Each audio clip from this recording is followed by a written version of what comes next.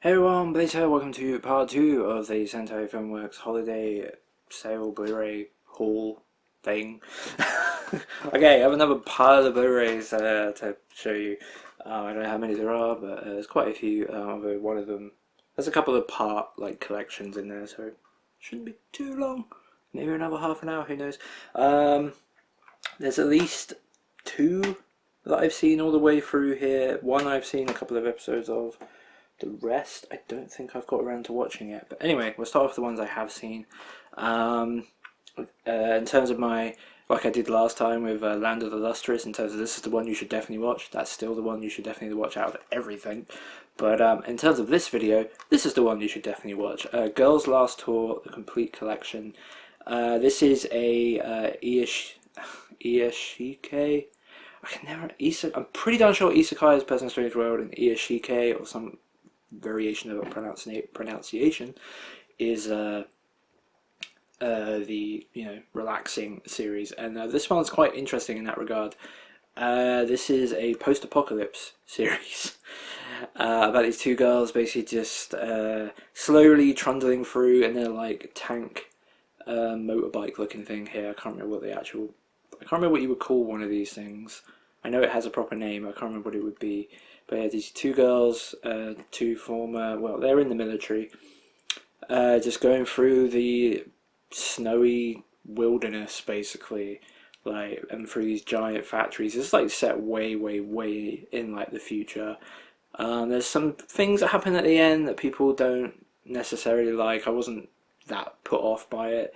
It is what it is. It was kind of silly, but it wasn't the end of the world.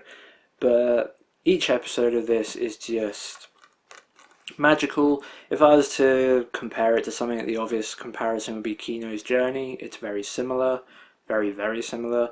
But instead of having Kino and her bike, this one obviously has two characters because the bike can talk in Kino's Journey, if you didn't know. But in this one, it's just these two characters, and they're great. They're really, really fun. They juxtapose each other quite well. They're very different from each other, but get on really well. And there's some really, really magical episodes in this. The animation is just sublime. It has an interesting art style, as you can see here. But some of the things some of the animation in this is just incredible. I just really liked it. It was like going into a whole nother world. Like, you just get sucked into it, and it's just, yeah, really atmospheric. And there's an episode in this, I think it's like episode 9, where it's a bit late on, so I don't know how deep I want to go into it. I mean, each episode it's episodic. They're on a journey, but the series itself is episodic. Each new episode is just a new part of their current journey. And there's all the episodes are great. There's a lot I could pick out, but I think it's episode 9 where they go to this factory and they meet these robots there, and everything inside this factory, and the factories in this thing are basically the size of like cities. That's just like, it's ridiculous. And they go inside this thing. I don't know if I actually don't want to spoil it. Episode 9 is really good. I highly like, this series is amazing.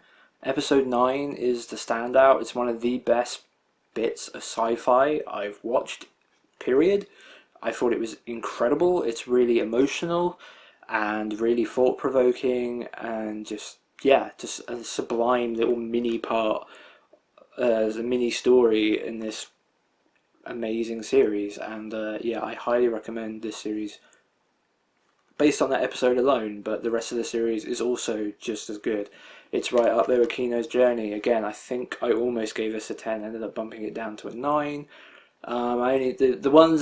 The difference between a 9 and a 10 for me, not that it really matters. Obviously, it's just a score is a personal thing, but the difference between a 9 and a 10 for me, a 10 is something that really just I cannot forget about afterwards. Like, it will just keep coming up in my mind all the time. Like, it's an anime that will just never leave me alone. A 9 is something that is pretty much damn near perfection, but it just didn't quite bury itself into my heart the same way other stuff that does, like, And it's quite often that, as I said with like Land of Lustrous and how I mentioned before with like Area 88, it's quite often I'll give something a 9 and then bump it up to a 10 later, like Gargantia as well, because I realise I'm still thinking about this series later on. I'm still really happy that I saw it, and I'm just like, man, that was so good, that was so good, that was so good. And it still remains with me for like nearly a month afterwards. And if a show doesn't do that, you know, it doesn't get up to a 10. There's always a part of me that feels like I should just give everything a 9 when I watch it if I think it's amazing, and then wait and see if it deserves a 10 later on. But yeah, Girls Last Tour didn't quite bury itself into my heart, but damn, episode 9, holy hell. And the rest of the episodes, but episode 9 is the one that really obviously stuck out to me the most. Yeah. Highly, highly recommend this show. It's absolutely fantastic if you've not seen it already. Okay, next up we got a series that I watched while it aired. So this, I'm pretty darn sure this aired in winter of 2019 or 20. Damn, I watched it while it aired. I can't remember. I think it was winter 2018, but I might be wrong. Anyway, Anyway, whatever. I watched a bunch of shows back then. 2018, 2019, whatever. Don't remember, that's annoying. Hakumei and Mikochi, the tiny little life in the woods. This is a fantastic, again, similar Iyashike slice of life fantasy based in this beautiful art style. It's about these two, I think they're fairies effectively, or little elves or something. I can't quite remember what they're actually meant to be, but as you can see here, they're basically the size of like squirrels and stuff, like really tiny. And there's like this whole world they live in. Like they live in this little wooden house that's connected to a tree, and they're like, you know, they juxtapose each other just like Girls of the Last Tour. Like this one's really lively and chaotic and like outgoing. This one's a little bit more reserved and quiet, but they're like best friends forever. And yeah, they have their arguments and stuff, but you know the love is clearly there. And yeah, and it's basically just about them living in this world, interacting in this world, with all the other characters that live in it as well. There's all sorts of interesting stuff that goes on in this. Like there's one episode I remember that really got to me emotionally, and I thought it was so ridiculous, but it just shows how well made this show was. It's like this beetle. I think it's like a dung beetle or something, I forget. Who basically, I can't remember if she's come from the city or wants to go to the city. And she ends up like living with them for a little bit and like dresses up and is really into fashion and stuff. But it's literally just a beetle. Like, it's so weird, but it's like it actually got like quite emotional for me in that episode. And like, and just like yeah, it's just like people stories basically, slice of life, drama. Super interesting. It's just lots of little interesting things that happen in this, and the reason why it really stands out is because it has this beautiful art style and this really interesting, fantastical setting. Yeah, apparently the characters are only 3.5 inches tall, so their tree is as big to them as a skyscraper is to normal people. So yeah, but they're not the only. They're not the only tiny people living in their community either. When Hakumei and Mikochi aren't exploring, they like to spend their time visiting their neighbours, some of whom are other small folk like the inventors and the songstress, while others are beetles, squirrels, and even a big scary owl, who is definitely not friendly. For a whole new perspective on life, come look at the world from a different angle with Hakumei and Mikochi. Like, yeah, and another thing I like about this is that these are adults. Like, these characters, they're adults. Like, they're tiny little 3.5 inch like people, but they're adults. They go and get drunk and things like that. Like, it's not like a little kiddie thing. Like, you know, it's not a bunch of simple stories like they deal with. Like, I'm pretty sure there's like a whole episode that's based on taxes or something at one point. Yeah, it's an interesting show and I like it a lot. There's the art style. I can't remember if I showed it all. And the discs, just nice. These are basically the clothes they wear. See, blue and orange and white, and up there it's like red and green and stuff. And yeah, that's a nice touch. Once again from Sentai. Yeah, Hakumei and Mikochi, recommended. Really fun. Okay, This one, I've seen the first 2 episodes, or 3 episodes, or actually I think it was more like 4 or 5.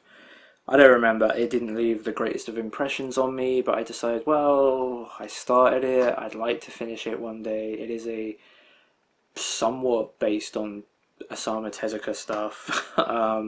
Although honestly, this character I've not really explored.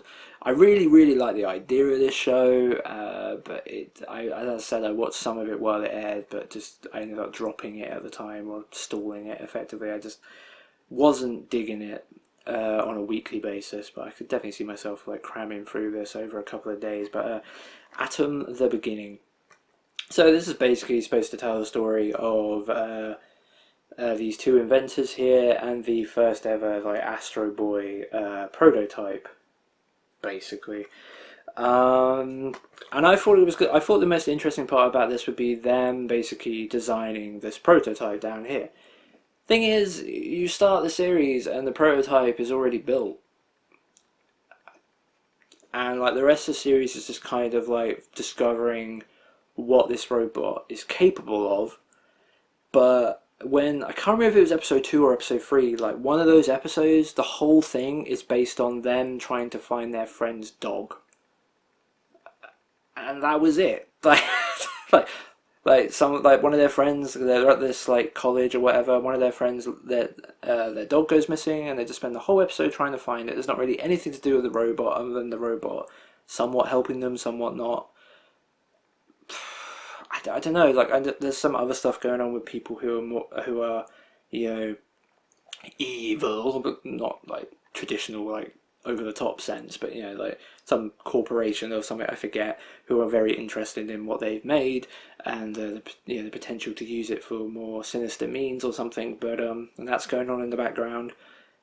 But yeah, like I thought this was going to be so much more. I thought this was going to be a journey of discovery of them like coming up with artificial intelligence and like building this, just building the robot and the interesting aspect of that. Like it's literally called Atom: The Beginning, so that's what I thought it was going to be. Them, you know, going to the school with the history and interest in robotics or whatever, and then meeting each other and coming together to build this robot. I thought that's what this is going to be about, and it's absolutely not about that. They've already built the robot, and now it's about discovering what the robot is capable of.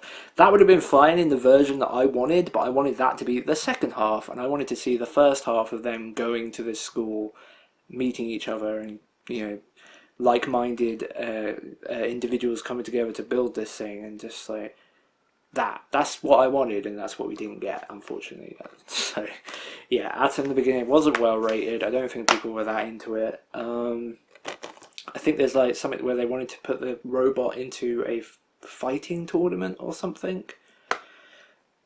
I don't know. It takes brains to build Japan's greatest hero, and also a lot of blood, sweat, and gears. It's a nice thing.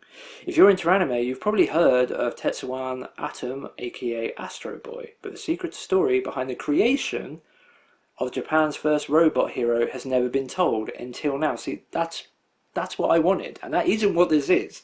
Regardless of what they like, that's what the setup is supposed to be, but that is not what the setup is at all. That is not what the show actually is, and that was super disappointing to me. But yeah, Atom: The Beginning. I haven't finished it, but based on my early impressions, not something I'd overly recommend. It's getting dark, isn't it? It's really raining outside a lot, so it's actually early in the afternoon right now. But yeah, apologies for that. But I've got the light on, so we should be good. Anyway. Is this another? I don't know if this is another one of those shows. It might well be. This might be another isekai. I think it is. I can't quite remember. I decided to just pick up this entire collection. I've heard good things about it, so I picked up the whole lot in the sale that was currently out. Season 2 has since been released by Sentai, or is on the verge of being released. Pretty sure it has actually come out, and then Season 3 is probably coming out early next year, I would imagine, maybe. I picked up Is It Wrong to Pick Up Girls in a Dungeon? So we've got Season 1. I really like the packaging they did for these, and that's half the reason I wanted to go and pick them up as well. I don't know about you guys, but kind of weirdly reminds me of the Master System, like the Sega Master System, where you got like the white background, the picture, and then on here you've got like this blue border with lines, and I don't know, it just weirdly reminds me of the Sega Master System, and that weirdly appealed to me. And knowing that this show was somewhat highly rated and it's a show that I probably would enjoy, I had to go out and pick it all up. So yeah, that's season 1. And then I picked up the spring, the hot spring episodes. This is like 30 minutes, 25 minutes on a freaking Blu-ray. This is from a more recent order. Talking about, that's from season 2 artwork, I believe. But yeah, I decided to just shove it in here. But since it's kind of like an art card, isn't it? But yeah, it's for like season 2 or something. But yeah, freaking a whole Blu-ray for 25 minutes. It's insane. It's not the first time Sentai have done that. They did that for High School of the Dead as well, didn't they? With that beach episode they put out on 1 disc as well. But yeah, that's that episode. Then we've got the movie, The Arrow of the Orion. So this is a film. I haven't seen any of this yet, obviously. And then we got the spin-off series, Sword Oratoria. Is it wrong to pick up girls in a dungeon on the side? So yeah, side story, spin-off. Complete series of that. And then there's now since been a season 2 and a season 3, which I will pick up in future holiday sales, hopefully from Sentai in the future, obviously. And yeah, but yeah, when you line these up, I don't know, something about that just gives me major Sega Master System vibes, and that's weirdly part of the reason I really wanted to collect this whole show. But yeah, I hope to enjoy this a lot. It's very, well, very highly rated is probably overdoing it. It's a positively received show that has obviously got multiple seasons at this point. More comedy based, I believe, obviously more ecchi and fan servicey based as well.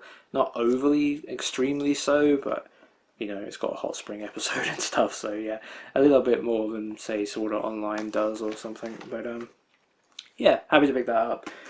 We'll watch it at some point. Okay. Next up, we got some mecha. I wanted to pick this one up for a very long time. Finally got around to it in the holiday sale. I'm really happy this finally came out. In fact, this was not licensed for the like 6 years, I think between this actually airing and Sentai picking it up.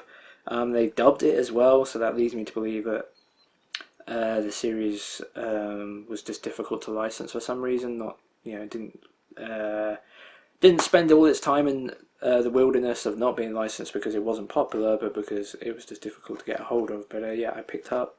They've not done a complete collection release for this, weirdly. This is still only available in parts, but Muv-Luv Muv-Luv Alternative Total Clips. This is collection 1, right? Yeah, collection 1. So yeah, like a mecha series with some slightly well-endowed females in it as well, so I think this has got fan service in it as well. But I don't know, a mecha series, I kind of just want to get all the mecha shows that have ever come out officially in English, and I'm slowly working towards it. It's not like a major goal of mine, but I would like to get them all and watch them. I do love me some giant robots and mecha anime in general. So yeah, this is collection 2, which completes the 24 episodes, I believe. Yeah, there's actually a, which I'm pretty sure is on Crunchyroll, or at least it was at one point. There's actually another series of this kind of called, it's got like a German name, like Schwarzmarken or something. Schwarzmarken. It's like 11 episodes, 12 episodes, single core. But yeah, that one hasn't come out. It's, I'm pretty sure, a spin-off to this or something. That one interests me because it's like a military series I really like. It's really weird. I've like never had any aspirations of joining the military, or even like I don't like war films. I don't really like guns, but I really like military anime. I kind of just like the setup of like this more tons of characters, but like the more stringent setup. Like it's interesting. I really like military anime. It's hard to describe why, but I just do. So I'd really like to get that series at some point. Maybe Sentai or not Sentai, Discoteca pick it up as part of the Crunchyroll thing. Because I'm pretty sure it's on Crunchyroll, and if it wasn't, or if it isn't, it was in the past or something. Anyway, whatever. Muv-Luv. Not watched it yet. Hope to enjoy it. Some good mecha action. Speaking of good mecha action, pick this up because it's mecha, but I also picked this up because Dynamic Dylan really enjoys this series, and given, I mean, I picked this up before, but like last year, but earlier this year I watched Fafner, which is another series that he really wanted me to watch, or at least it's a series that he really likes and had recommended to me, and yeah, I ended up watching it and really liking it. So I have some high hopes for this one, and that is Majestic Prince, the complete collection. Unfortunately, this isn't quite the complete collection. This is the complete TV collection. There's also a movie, and there's a couple of OVAs that have since come out. But anyway, yeah, the complete collection. This is also dubbed into English, so yeah. Happy to pick this one up. I will watch this at some point, and I'm pretty sure I will enjoy it to some degree. Somewhere between a 7 and a 9 out of 10, I suspect. So yeah, Majestic Prince. High hopes. I don't really know a lot about it, other than obviously it's a mecha series. Is there really anything else to say? It's sci-fi, mecha, and war. That's kind of what all these shows kind of are. So yeah, I don't know if I really need to go any deeper into it than that. Majestic Prince. Okay, this one I've actually pulled out some other discotheque releases in order to clue you in early and quickly. I don't know why I do this. I feel like it just wastes time, but I kind of like doing it. So this is just this next Sentai pickups is an addition to my Go Nagai section for a character. I was kind of worried we weren't going to get this show because it's a Pony Canyon series, but thankfully Sentai were allowed to put it out, and Pony Canyon have properly disappeared in terms of putting stuff out in America, thank God. Although I really wish some of their shows would get freed up for license. Hopefully they will in the future. I mean, Caligula has been put out by Discotheque, which was originally licensed, although they didn't actually put it out.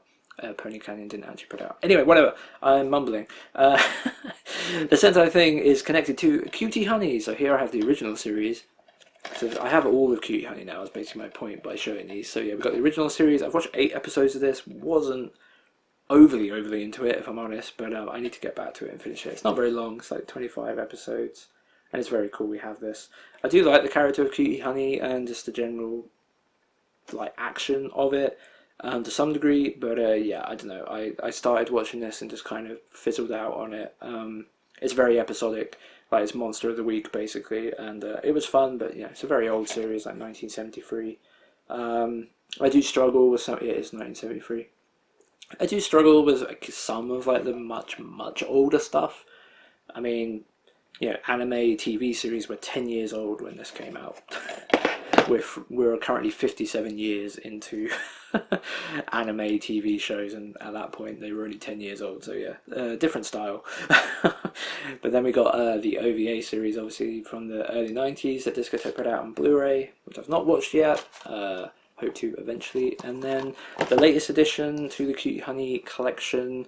In terms of the anime stuff, this is the only other anime thing that's been licensed so far, and that is Cutie Honey Universe. So this came out like a couple of years ago. I did start watching this while it aired, but it was just one too many shows, and I ended up dropping it. Although I can't remember. I think this might have aired the season after I watched a bunch of shows while they aired, and I decided not to continue doing that. So I kind of just fell off a few shows, and this happened to be one of those shows. So yeah, but anyway, Cutie Honey Universe, same sort of Cutie Honey style and comedy and fan service for sure, and ecchi and stuff. Yeah, kind of extreme, and this contains the uncensored version, as they proudly proclaim in that little heart on the back there. So yeah, this will have all of the fan service stuff in it as well. Yeah, Cutie Honey Universe. I don't know what I'll think of it. I wasn't honestly that into those early episodes that I did watch, so I'm not expecting to really like the series overly much, but as one of the classic characters in anime history, I'm quite happy to keep buying any Cutie Honey that comes out. The series I really want to watch the most is Cutie Honey Flash from the mid-90s, which as well as the OVA here. I think those are the ones I'll like the most. Flash looks like it could be fun because it seems like it's a little bit toned down, but also, you know, has the same character and the same sort of setup.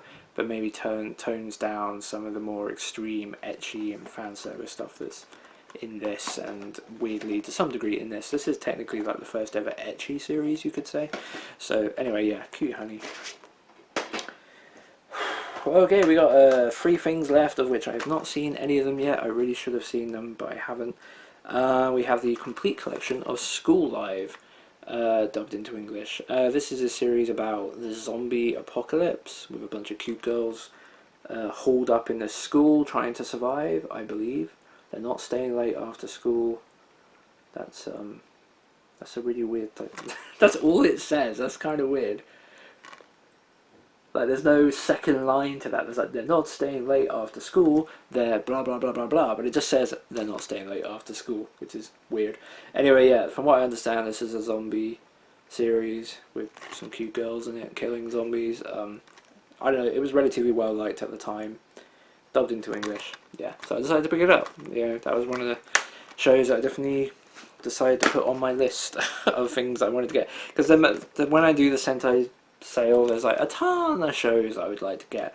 But the ones that I focused on last year, I tried to focus on anyway, were the ones that were the most highly rated, the ones that I'm most likely to enjoy.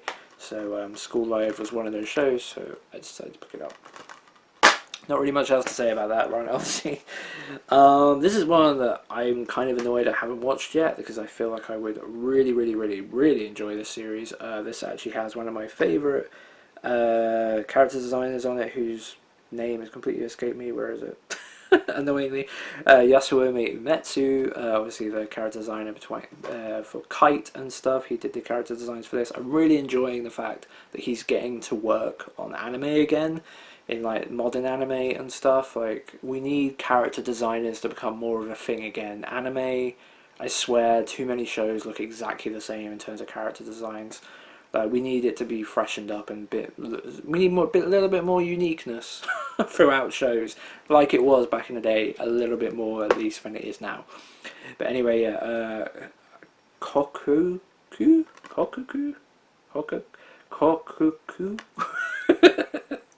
Moment by Moment, the complete collection. I have no idea how to pronounce this show. This is like a super like psychological thriller, bloody action series. I think it might have weird time travel stuff in it, or something to do with time. A single moment can mean the difference between hope and despair. It's 6:59 forever. The members of the Yukawa family have inherited the stasis spell, the power to stop time. When they use their power, they enter stasis, a world where everything has stopped. Yeah, that's what it... Not time travel, but time-stopping stuff. One day, Juri's nephew and brother get kidnapped. Trying to rescue him, their grandfather uses a stasis spell, but they are suddenly attacked by others who are also able to move in stasis. It's not a race against time, it's a race outside of time, and the dangers are increasing with every non-second in Kokuku. I sound like a bird right now. Ugh. Anyway, so that's the front and back, and there's the disc. So yeah, this is a series that just sounds really cool. Kind of weirdly reminds me of X, the TV series, which uses a similar concept of like what you could pretty much refer to as stasis. But yeah, kind of looks a little bit like that. Also looks a little bit like Parasite. Is this series CG? Those character models on the front look CG to me, especially this guy here. They kind of look CG, but I thought this was a 2D series, like 2D animation. It definitely looks like it on the back. So that's kind of strange. Maybe some of the action sequences are done in CG. I don't know. That's kind of weird. Like, they just kind of look a little bit CG, but they're not. Weird. Whatever. Show that's highly recommended, so I picked it up. Hope to enjoy it whenever the hell I get around to it. And in completely exactly the same vein, I also picked up Princess Principal. Is that right? Princess Principal? Yeah. Which is a Victorian sort of, or 1920s set series in England, weirdly. But this has got like a, what do you call it, like retro futurism type stuff, kind of like Steam Boy, like spies, petticoats, and anti-gravity, and a generous proportion of royal mayhem. So yeah, like a bunch of characters like superpowers and stuff, but set in like a Victorian type period, like 1800s or at least early 1900s. And yeah, set in England, or Great Britain, I suppose. This is dubbed into English, and I don't know if I'll be able to bear watching it in English because it's obviously American voice actors putting on British accents. Sometimes they can do a really good job, sometimes not so much. Sometimes it can just seem like a parody. I mean, I can't do American accents, so I'm not going to begrudge the voice actors, but still, I don't know, being a British citizen myself, I don't know if I'll be able to stomach the dub. We'll give it a try though, we'll give it a try. So yeah, Princess Principal. It'll be fine to your American ears, my friends, across the pond, but to my British ears, it can sometimes sound a little bit off. But anyway, whatever. Yeah, there's Princess Principal, and that is the Sentai Filmworks Blu-ray stuff, completely done. I have like 5 DVDs to do, but I will do them in a separate video just for the hell of it. So yeah, I look forward to that, and I'll see you in that video hopefully. So yeah, I'm in Blaze. Thanks for watching. I actually didn't say that at the end of the last video. I said something else. Thanks for watching is what I always say. So yeah, thanks for watching, and I'll see you soon hopefully.